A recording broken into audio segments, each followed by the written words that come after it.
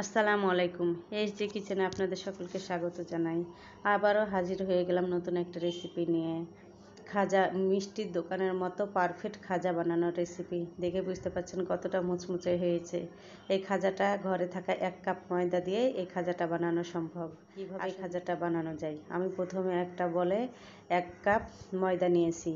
তারপরে আমি এখানে 2 চামচ মতো তেল দিয়ে নিচ্ছি। এটাকে ভালো করে এখন ময়ান দিয়ে নিব। ভালো করে হাত দিয়ে কষলে কষলে এটাকে ময়ান দিয়ে নিতে হবে। তেলটা যখন ময়দাতে মিশে যাবে তখন আপনারা হাতে চাপ দিলে বুঝতে পারবেন হাতে দলা পেকে যাচ্ছে ময়দাটা। তখন বুঝবেন আপনার ময়ান দেওয়াটা ঠিকঠাক হয়েছে। তারপরে আমি অল্প অল্প পানি দিয়ে এই ময়দাটাকে মেখে নেব।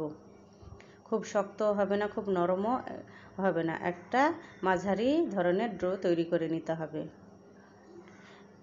এই যে দেখুন কতটা। তারপরে আমি 5 মিনিটের জন্য ওটাকে ঢাকনা দিয়ে ঢেকে রেখে দিলাম।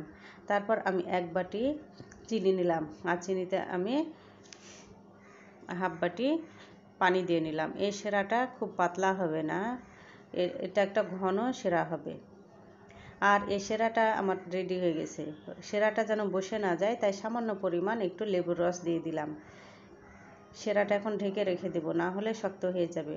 তারপর আমি এখানে রেস্টে রাখা ময়দাটার ডোকে এখন আবারও হাত দিয়ে কিছুক্ষণ মথে নিব। ডোটা যতই ভালো করে মসৃণ করে মথা হবে তত আমাদের খাজাটা ভালো হবে। তারপরে বোর্ডে আমি এটাকে হাত দিয়ে লম্বা করে নিচ্ছি। এখন সাইজ অনুযায়ী আমি এটাকে কেটে নিব রুটির শেপে। আমার লেচি কাটা হয়ে গেছে। আমি এখন এই লেচিগুলোকে এভাবে তৈরি করে নেব। তারপরে আমি এভাবে পাতলা করে রুটি বেলে নেব। আটাটা খুব অল্প ব্যবহার করার চেষ্টা করবেন। এই যে দেখুন আমার রুটিটা বানানো হয়ে গেছে। কতটা পাতলা আপনারা দেখে বুঝতে পারছেন। এরকম পাতলা একটা করে রুটি বানাতে হবে। মোটা রুটি হলে খাজাটা ভালো হবে না, মুচমুচে হবে না। সব রুটি বানানো আমার শেষ। সব রুটিগুলো আমি পাতলা করে বেলে নিয়েছি। এখন আমি একটা করে রুটি নিয়ে তার উপরে তেল মাখিয়ে নেব। পুরো রুটিতে আমি এভাবে করে তেল মাখিয়ে নিচ্ছি।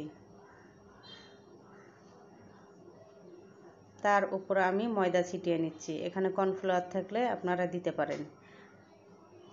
ভালো করে আমি ময়দাটা ছিটিয়ে নিচ্ছি। তারপরে আবারও এভাবে করে আমি রুটিটা দিয়ে দিলাম। সমান করে টেনে রুটিটা দিয়ে দিতে হবে।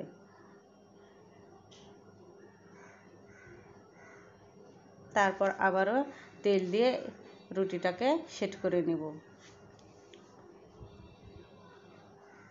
এইভাবে করে আমি সব রুটিগুলোকে একসঙ্গে নিয়ে নিয়েছি। আপনারা দেখে বুঝতে পারছেন। একসঙ্গে আমি এখানে 5টা রুটি নিয়েছি। একসঙ্গে আমি এখানে 5টা রুটিকে সেট করে নিয়েছি। এখন আমি রোলের মতো করে জড়ে নেব।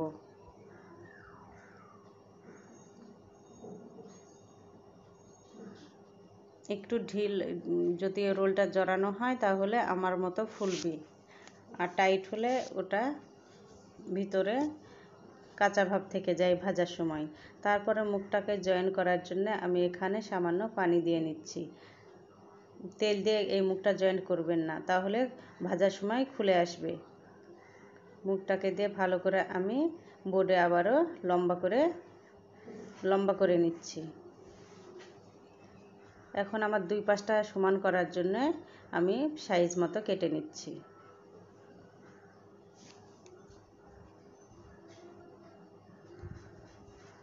এখানে আমি 1.5 ইঞ্চি মোটা করে কেটে নিচ্ছি।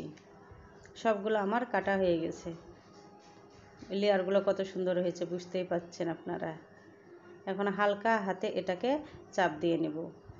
চাপ দিয়ে সামান্য একটু ময়দা দিয়ে এটাকে বেলে নেব।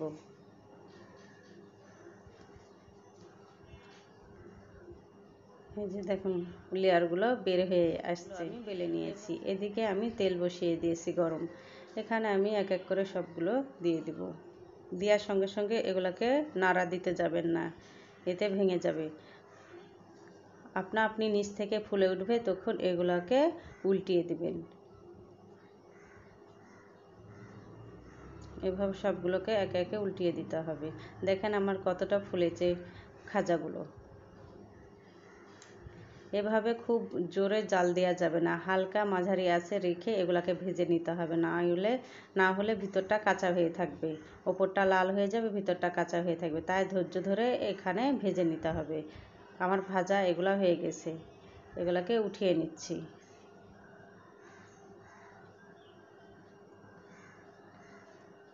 আর আগে থেকে আমার তৈরি করা চিনির শিরাটাকে এগুলা ভিজিয়ে দিলাম, আর চামচ দিয়ে এগুলাকে শিরাটা মাখিয়ে নিচ্ছে। এখানে চিনির শিরাতে ভিজিয়ে রাখা যাবে না, না হলে নরম হয়ে যাবে, মুচমুচে খাস্তা ভাবটা থাকবে না। চিনির শিরাটা গায়ে মাখিয়ে উঠিয়ে নিতে হবে, না হলে নরম হয়ে যাবে। তাই আমি এখানে মাখিয়ে তুলে নিচ্ছি। এই যে দেখুন কতটা সুন্দর লোভনীয় হয়েছে খাজা, একদম মিষ্টির দোকানের মতো এই খাজাটা তৈরি করা হয়েছে। অসম্ভব খেতে মজা হয়। আল্লাহ হাফেজ।